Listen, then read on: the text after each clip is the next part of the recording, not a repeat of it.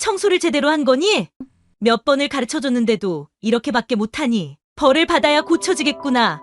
프랑스의 한 가정, 집안 청소를 아이에게 가르쳐주고 있는데 한국과는 사뭇 다른 방식이죠. 아이는 엄마의 엄격한 훈육에 익숙한 듯 보입니다.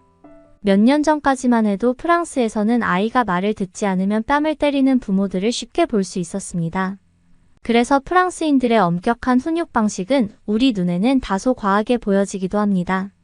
때로는 아동학대가 아니냐는 논쟁이 붙기도 할 정도죠. 여기 프랑스인 올리비아 씨도 그렇게 자신의 딸을 길러왔는데요. 그런 올리비아 씨는 자녀와의 갈등으로 스트레스성 원형 탈모까지 왔다고 하네요. 그런 그녀가 한국에서 온 인생의 구원자를 만났다는데 과연 어떤 사연이 있는 것일까요? 저는 프랑스에 살고 있는 올리비아라고 합니다. 저에게는 소중한 딸이 있는데요. 모든 부모가 그러하듯이 자신의 그 무엇보다도 소중한 존재가 자식이라고 생각합니다. 그런 자식을 위해서라면 목숨도 아깝지 않은 게 부모죠. 그렇지만 그런 사랑하는 마음과 별개로 기본적으로 저를 비롯한 프랑스인들은 아이를 훈육이 필요한 존재라고 생각합니다. 아이들은 크면서 모두 거절과 좌절을 경험하게 됩니다. 그러나 거절에 익숙하지 않은 아이는 평소와 다르게 엄마가 거절하게 되면 충족되지 못한 욕망보다 거절당했다는 사실이 익숙치 않기 때문에 당황하게 됩니다. 그래서 어린 시절 자연스럽게 거절과 좌절을 경험해야 한다고 믿죠. 프랑스에 아이가 있는 가정에서 가장 모욕적인 말은 대개 아이는 앙팡르아로군요 라는 말입니다. 불어로는 왕아이라는 뜻으로 가족 안에서 왕처럼 군림하는 아이, 즉 버릇없는 아이를 말합니다. 미국식 육아는 아이를 혼내거나 윽박지르는 것이 아이의 길을 꺾고 창의성을 깎아내릴 수 있다고 걱정합니다. 하지만 프랑스 육아에서는 가족들 모두가 아이를 중심으로 생활해서는 아이가 절대로 행복해질 수 없다고 믿습니다. 아이 스스로 혼돈과 자제력 부족으로 고통받게 만드는 최악의 육아 방식이라고 생각하는 것이 프랑스 부모들의 기본적인 생각입니다. 저를 비롯한 프랑스 부모는 아이들에게 싸주라고 말합니다. 싸주는 프랑스어로 현명해라라는 뜻입니다. 세상은 혼자 살아가는 게 아니라 모두 함께 사는 곳이기 때문에 해서는 안 되는 것들이 있다는 걸 이해하고 받아들여라. 이것은 프랑스식 육아의 핵심 개념인 카드르입니다. 카드르는 프랑스어로 틀이라는 뜻으로 매우 단호한 제한이 존재하고 부모가 그걸 엄격하게 강제한다는 뜻입니다. 이렇게 아이들도 원한다고 다 가질 수 없고 원하는 것을 얻기 위해서는 기다리고 무엇인가를 포기해야 한다는 것이 프랑스 부모의 생각입니다. 프랑스 아이들은 유아기부터 걸음을 뗀 돌쟁이 아기 또한 예외 없이 엄마의 대화나 엄마가 하던 일을 마칠 때까지 기다림을 계속하게 됩니다. 아이에게 기다림이란 자기 절제를 위한 인생 첫 번째 교훈입니다. 프랑스 엄마들은 아이에게 모유를 먹이기도 하지만 분유 수유를 선호해요. 저도 역시 클로에가 태어나고 초유만 먹이고 바로 분유 수유로 바꿨습니다. 대부분 산부인과를 나오거나 신생아기를 지나면 모유를 끊고 분유를 먹입니다. 모유의 좋은 점은 알지만 엄마인 저의 인생도 중요하니까요. 아기에게 분유를 먹여야 남편이 대신 수유를 할 수도 있고 저도 와인을 마시며 외출도 자유로울 수 있기 때문입니다. 그리고 아기를 재우는 방법도 조금 다른데요. 아기가 깬다고 바로 달려가지 않고 아이가 다시 잠들도록 몇 분 정도 기다립니다. 곁에서 아이가 왜 우는지 관찰하지만 바로 행동하지 않고 잠시 지켜봅니다.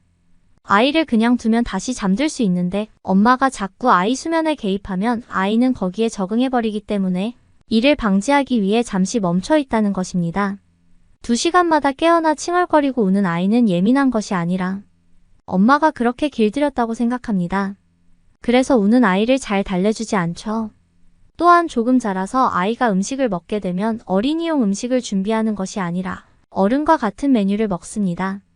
단 어른들이 먹는 식단과 같지만 아이들의 연령에 맞추어 음식을 자르거나 으깨어줍니다.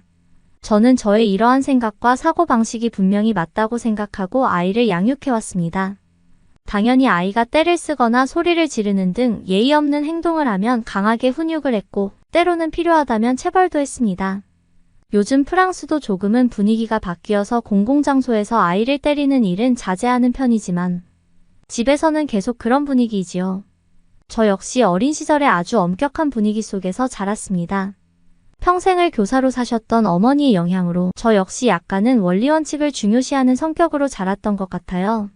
절대로 내 집에서 앙팡루이는 용납될 수 없다는 신념으로 살았네요. 그래서 제 딸 클로에가 12살쯤 되었을 때 슬슬 사춘기가 오고 반항기를 보이기 시작했을 때 저는 너무 힘들었습니다. 딸은 어린 시절부터 제 강한 훈육 방식에 잘 따라와줬고 순하고 순종적인 사랑스러운 아이였는데 어느 순간 다른 아이가 되어버렸어요. 저에게 알게 모르게 상처였던 점은 남편에게는 그렇게 공격적이지 않은데 유독 저에게만은 공격적인 모습을 보인 거죠. 저와 둘이 있을 때는 항상 12조의 말투이며 사고를 치곤 했죠. 일부러 물잔을 엎어버린다든가 쓰레기통을 발로 차며 쓰러뜨리는 행동 등을 했는데 그때마다 저는 대체 왜 이러냐면서 꾸짖었죠. 이제 다 큰아이를 5살 때처럼 때려서 가르칠 수도 없는 노릇이었고 저는 스트레스로 점점 지쳐갔습니다. 그렇게 몇 달이 지나가니 저에게는 그만 스트레스성 원형 탈모가 찾아왔어요. 제 목숨과 바꿔도 아깝지 않은 딸이었는데 어느 순간 저를 가장 힘들게 하는 존재가 되어버리다니 저는 딸과의 관계 개선을 위해 무엇이라도 해야 했습니다. 지푸라기라도 잡는 심정이었지요. 그 무렵 클로에는 한국 어느 아이돌 그룹에 푹 빠져 있었습니다. 클로에의 방에 가면 늘 그들의 노래가 나오고 어느 순간 유튜브로 한국 드라마도 보고 한글도 공부하더군요. 그러다가 클로에가 아빠에게 말하길 한국어를 제대로 배워보고 싶다고 했다네요. 남편도 힘들어하는 저희 모녀 사이에서 관계 개선을 위한 여러 방법을 찾고 있었는데 남편이 제게 한 가지 제안을 했어요. 남편 회사에 한국분이 계신데 그분의 아내가 프랑스어도 잘하시고 한국에서는 교사 생활을 오래 하셨고 마침 자녀들도 다 출가하고 적적해 하신다. 그분께 한국어도 배우고 하면 어떻겠느냐고요. 저도 그 무렵 회사에서 승진을 앞두고 있어 꽤 바쁘던 시기였어요. 해외 출장도 몇 주씩 이어지기도 했고요. 그래서 저는 그 중년의 한국 여성이 클로에의 가정교사처럼 한국어도 가르쳐주고 아이의 식사도 챙겨주며 돌봐주는 것을 허락했습니다. 그리고 저와 클로에도 좀 떨어져서 시간을 보내는 것이 저의 스트레스성 탈모에도 더 나은 선택일 것 같았고요. 그렇게 마담 순자가 저희 집에 오게 되었는데 한눈에 봐도 그녀는 참 따뜻한 분위기를 풍겼습니다. 푸근한 인상과 온화한 미소가 매력적인 부인에게는 처음부터 신뢰가 갔어요. 그런데 문제는 저의 딸 클로에였습니다. 사춘기 소녀 특유의 반항심으로 클로에는 자기가 한국어를 배우고 싶은 건 맞지만 한국 할머니에게 보살핌을 받고 싶은 건 아니다. 내가 어린애도 아니고 부모는 필요 없다며 거부하더라고요. 그때 약간 갈등이 생겼지만 남편은 저에게 마담에게 맡기고 출장을 다녀오라고 하더라고요. 그렇게 저는 일주일간 집을 비웠습니다. 그리고 저는 돌아올 때쯤 클로에가 마담과 환하게 웃으면서 찍은 셀카를 휴대폰 메시지로 받았습니다. 저는 딸 아이의 모습을 보면서 안심이 되면서도 한편으론 마음이 복잡해졌습니다. 남편과도 잘 지내고 심지어 만난 지 얼마 안 된 외국 여성과도 잘 지내면서 평생을 함께 살아온 저하고만 유일하게 못 지내는 이유를 이해할 수 없었죠. 프랑스에 돌아와서 슬픔에 잠긴 저는 자연스럽게 마담에게 제 심정을 하소연하기 시작했습니다. 마담, 대체 뭐가 문제인지 모르겠어요. 모두와 잘 지내면서 왜 저에게만 나를 세우는 걸까요? 너무 속상해요. 저의 말을 묵묵히 듣고 있던 마담은 제게 조심스럽게 이야기를 꺼냈어요. 처음 만난 클로에는 사춘기 소녀 특유의 반항기를 풍기며 날카로웠다고 말했습니다. 밥을 먹으라고 아무리 불러도 계속 들은 척도 하지 않았다는데 저하고도 흔하게 있는 일이었죠. 사춘기가 온 클로에는 저와 식사를 거의 하지 않았어요. 저도 아이와의 기싸움에서 지지 않으려고 밥 먹으라고 한 번만 말하고 아이가 먹지 않으면 바로 먹을 것을 다 치워버렸습니다. 그렇게 단호하게 해야 버릇을 잡는다고 생각했어요. 그게 프랑스식 교육 방식이거든요. 하지만 마담의 방법은 조금 달랐는데요. 일부러 불고기 요리로 맛있는 냄새를 풍기며 요리하면서 혼자 먹는 모습을 보여줬죠. 마담은 클로에가 방문을 열고 몰래 쳐다보는 시선을 느꼈지만 무시했다고 합니다. 그리고는 일부러 남은 음식을 식탁에 차려놓으셨죠. 배도 고팠고 호기심도 잃었던 클로에가 몰래 음식을 먹다 마담과 마주친 거죠. 마담은 편하게 앉아서 먹자, 그리고 불고기는 따뜻하게 먹어야 제맛이야 라고 웃으면서 말했고 그때 처음으로 제대로 된 대화를 나눴다고 해요. 식사를 끝낸 뒤에도 마담은 일부러 클로에가 뭘 하든 신경을 쓰지 않는 것처럼 행동하며 자기 할 일을 하셨습니다. 실제로는 클로에를 다 지켜보고 있었지만 일부러 그런 척 하셨죠. 그러면서 올 때마다 클로에가 열심히 보고 있는 한국 드라마에서 나오는 한국 음식들을 해주기 시작하신 거죠. 클로에는 못 이기는 척 다가와서 음식을 먹고요. 그렇게 3일째 아침이 되자 클로에가 마담에게 혹시 김밥을 만들어줄 수 있냐고 물었다네요. 마담은 웃으면서 그럼 당연하지. 먹고 싶은 음식은 얼마든지 언제든지 너를 위해 만들어줄 수 있어. 성장기 아이들은 밥을 잘 먹어야 해. 뭐든 먹고 싶은 게 있으면 이야기하라고 대답해주며 함께 김밥을 만들었다고 해요. 김밥을 만들면서 마담은 자연스럽게 클로에와 대화를 했는데 딸은 마담에게 한국 엄마들은 항상 아이들이 좋아하고 원하는 것을 이렇게 요리해주나요? 드라마에서 보니까 그렇더라고요 라고 물었고 마담은 그럼 우리 딸들은 모두 학교 갔다 돌아오면 엄마표 떡볶이랑 간식을 해달라고 아우성이었어 라고 이야기하자 클로에가 조금 슬픈 표정을 지었다고 해요.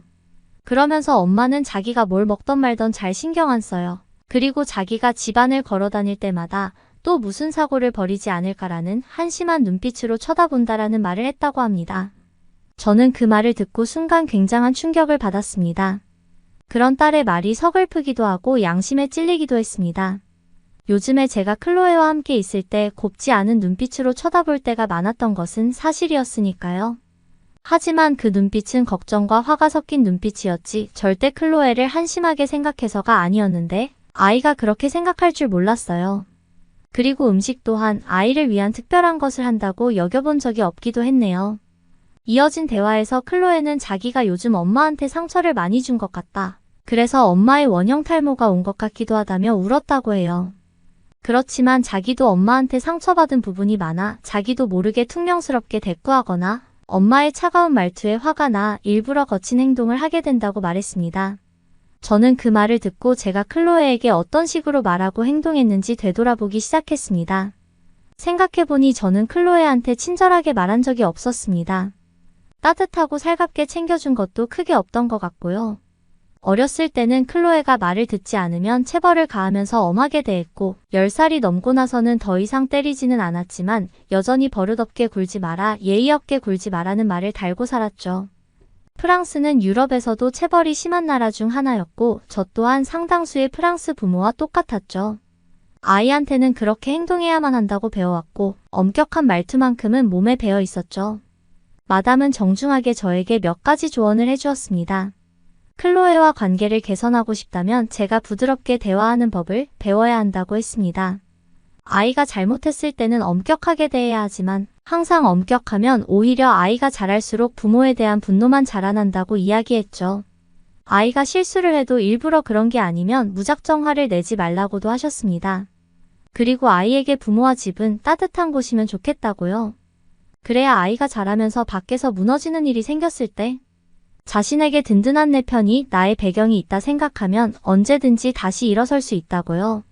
이 말은 제 마음속 깊이 울림을 주었습니다. 돌이켜보면 저 자신조차 자라면서 이런 따뜻한 품이 내내 필요했던 것 같아요. 그러나 외면하고 살았습니다. 마담이 저희 집에 오고 나서 저희에게는 큰 변화가 생겼습니다. 우선 저는 클로에와 함께 따뜻한 한 끼 식사를 위해 공을 들이고 클로에도 더 이상 저에게 12조의 말투로 말을 하지 않았습니다.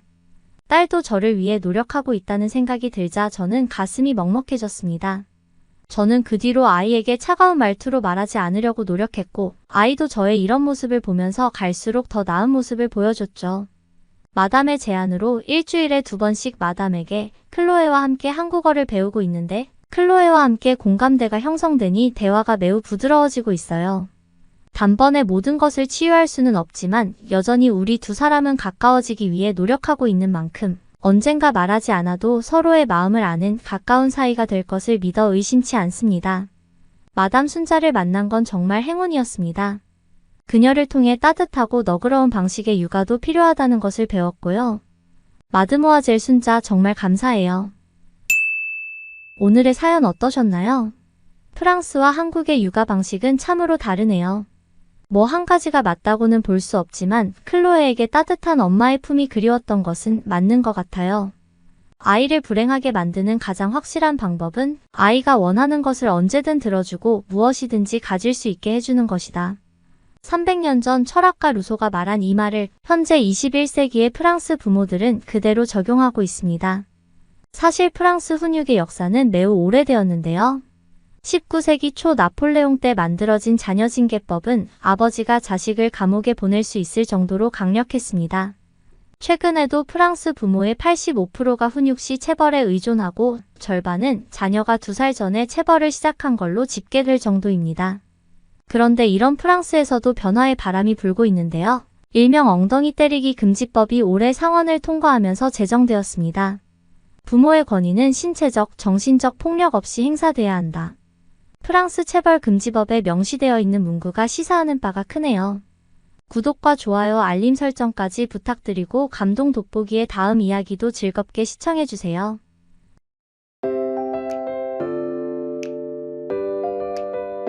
서울의 지하철 승강장 플랫폼. 막 시작된 퇴근 러시아어와 겹쳐서 승강장 안은 몹시 혼잡합니다. 그런데 관광객으로 보이는 여성이 패닉이 되어 소리조차 지르지 못하고 그 자리에 주저앉고 맙니다. 한눈에 봐도 뭔가 큰일이 일어난 것 같은데요. 과연 그녀에게는 무슨 일이 벌어진 걸까요? 코로나 때문에 오지 못했던 관광객들이 이제는 우리 한국을 다시 찾아주고 있습니다. 서울 명동이나 청계천, 남산타워 등 관광명소만 보더라도 다시 찾아온 외국인들로 활기를 띈 모습인데요. 외국인들은 한국하면 어떤 것을 떠올릴까요? 많은 분들은 아마도 바로 한국의 유명 K-팝 스타나 오징어 게임 같은 세계적으로 히트친 한국 컨텐츠를 이야기하실 겁니다. 당연히 틀린 말이 아닙니다. 한국은 이미 전 세계인이 즐기는 문화 컨텐츠를 만들고 세계인의 사랑을 받고 있습니다. 그런데 정작 한국에 살고 있는 우리들은 잘 느끼지 못하지만 한국을 찾아왔던 외국인들이 공통적으로 이야기하는 한국의 장점이 바로 치안과 시민의식입니다. 오늘은 딸과 함께 한국 여행을 왔다가 잊지 못할 경험을 했다며 사연을 보내주신 영국인 엠마 씨의 이야기를 함께 하도록 할게요. 저는 영국에서 예쁜 딸과 한국으로 둘만의 여행을 온 엠마라고 합니다. 여기는 제 딸 에블린입니다. 올해로 6살 된 아이예요. 너무 사랑스럽죠? 사실 저는 에블린을 혼자 키우고 있어요. 그래서 저는 더욱더 에블린에게 많은 사랑을 주고 많은 경험을 하게 해주려고 노력하고 있어요. 에블린이 5살이 되면서부터 저희 모녀는 해외로 여행을 다니기 시작했어요. 5살쯤 되니까 제법 많이 커서 둘이서 해외여행도 즐길 수 있겠더라고요. 작년에는 영국에서 가까운 프랑스와 이탈리아를 여행했고 올해는 한국에 찾아왔답니다.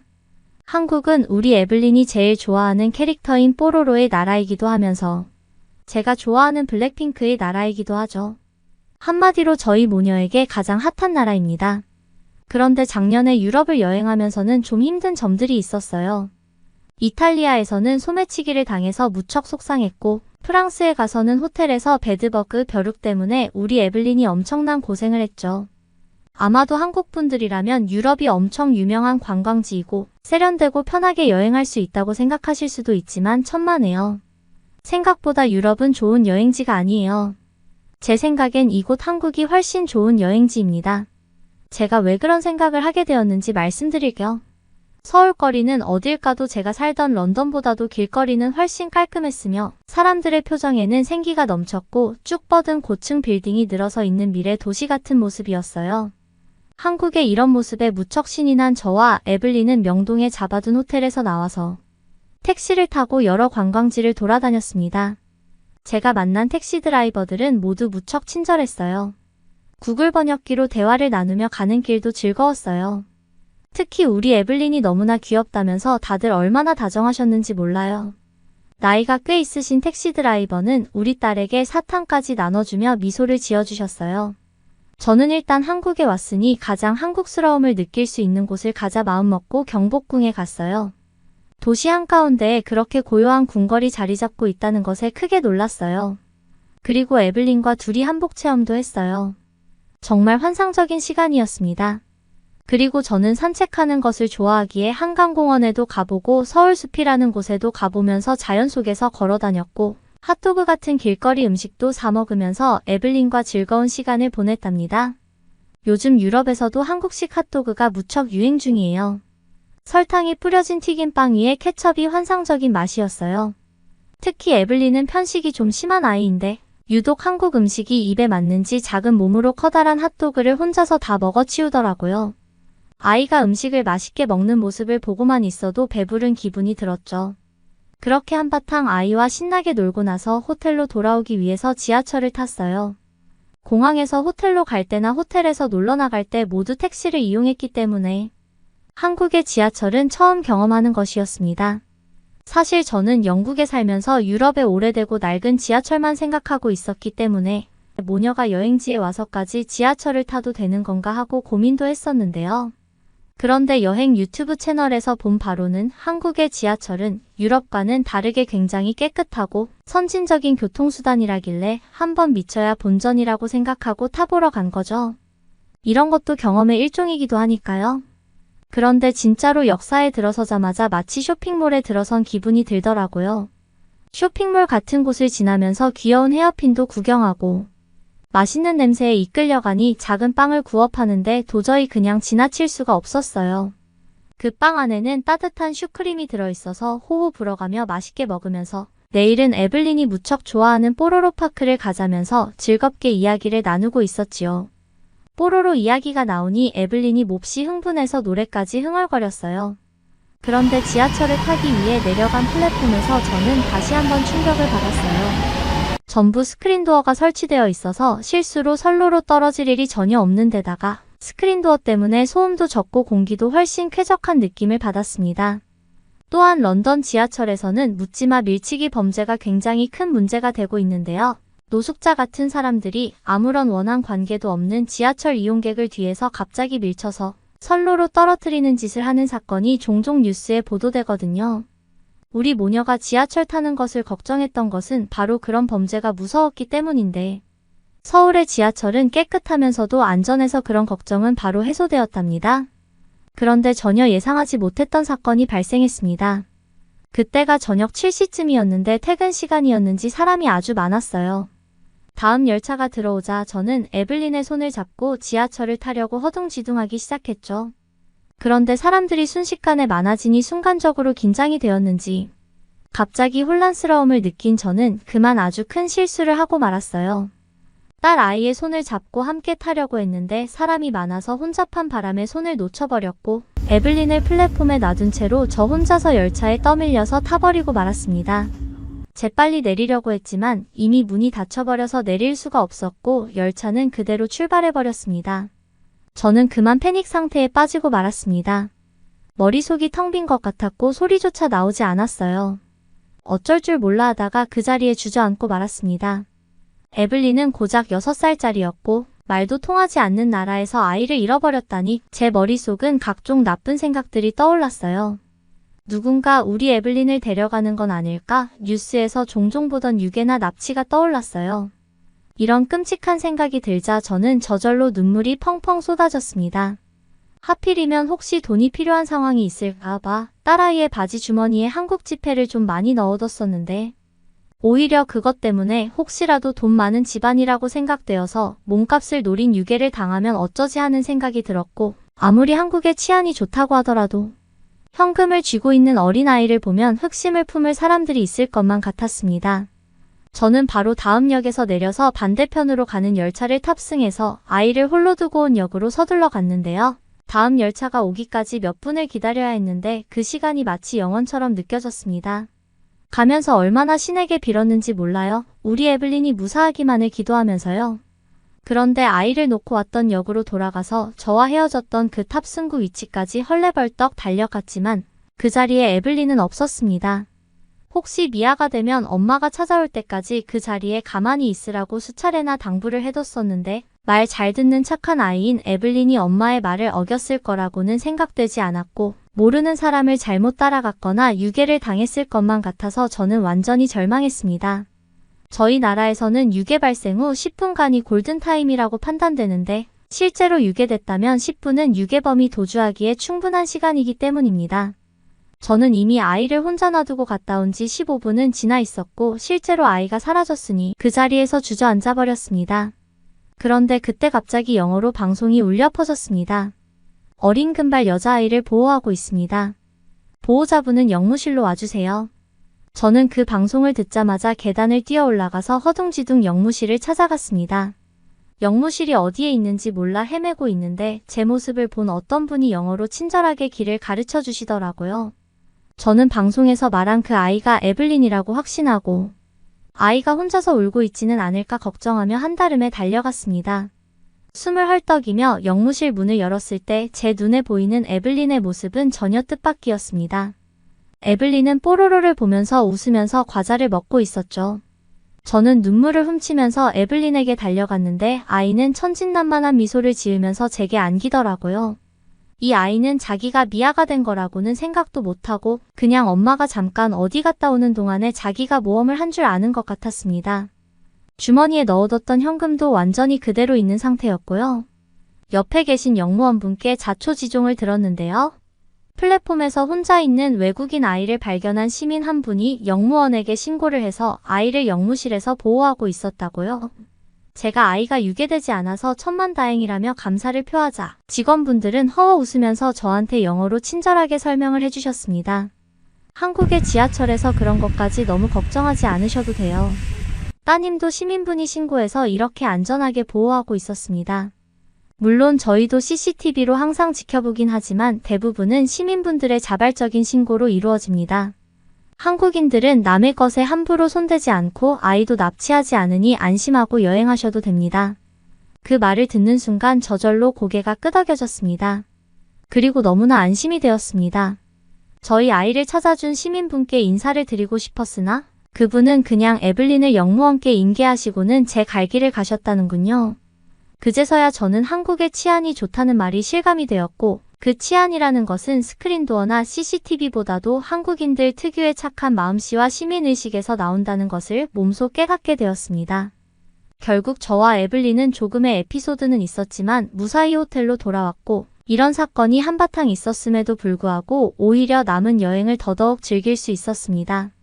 보통이라면 이렇게 아이를 잃어버리는 일이 생기면 위축되어서 남은 여행을 즐기기 어려웠을 텐데 이렇게 좋은 경험을 하고 나니까 한국에서는 설령 미아가 되더라도 안전하겠다는 생각에 별로 걱정이 안 되는 거 있죠. 이래서 다들 한국을 안전하고 좋은 여행지로 손꼽는구나 하고 생각했습니다. 그리고 정말 저희 아이를 찾아준 그 시민분께는 감사하는 마음입니다. 직접 인사를 하지 못해서 이렇게나마 감사의 인사를 전합니다. 정말 진심으로 감사드려요. 그리고 저희 모녀는 다음에도 또 한국에 여행 올 계획이에요. 그때까지 모두들 안녕. 퇴근 시간 지하철에서 그것도 낯선 외국에서 아이를 잃어버렸다니 엠마 씨가 얼마나 놀랬을지 상상도 되지 않네요. 그래도 한국의 치안과 아이를 그냥 지나치지 않는 여러분들의 시민의식이 한국을 찾았던 외국인에게 큰 감명을 준 것 같아서 다행입니다. 에블린, 다음에 또 한국에 놀러와 주세요. 앞으로도 계속해서 한국이 안전하고 아름다운 나라로 더욱 이름을 널리 알리기를 바라면서 오늘 사연을 마치겠습니다.